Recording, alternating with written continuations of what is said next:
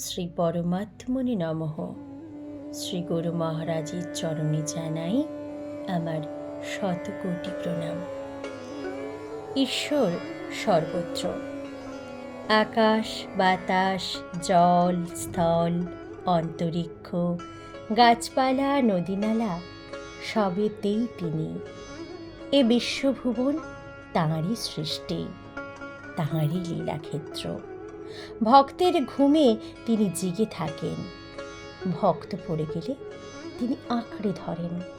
সকল ভক্তের হৃদয়ে তাঁর বাস। শুরু করছি পরমহংস জ্ঞানানন্দ মহারাজ রচিত গিরিনির্ঝর কাব্যগ্রন্থের অন্তর্গত প্রথম খণ্ডের দীর্ঘই বিভাগের চতুর্থ কবিতা, ঈশ্বর তুমি তো আমার।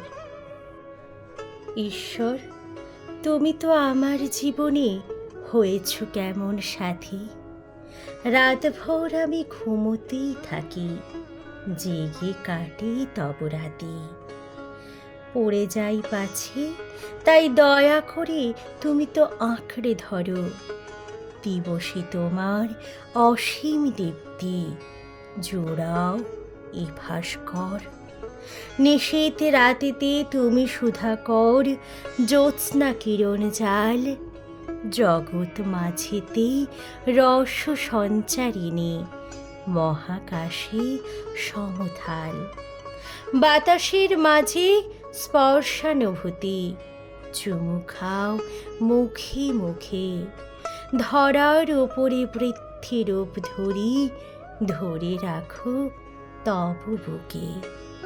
ঔষধি আর বনস্পতি মাঝে তুমি তো পোষক তত্ত্ব, সবার হৃদয় রঙ্গমঞ্চে প্রাণরূপে করো নৃত্য।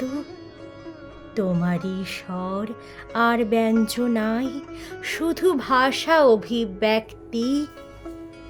হে প্রভু, এই বিশ্বমণ্ডলে তোমার কেমন স্ফূর্তি। মানব বিবেক বিকাশে হে প্রভু শুধু তব উপকার। মহাকাশ হতে বেদ মন্ত্র শুনি, হে অমৃত পুত্র আমার। হরি ওম তৎসৎ।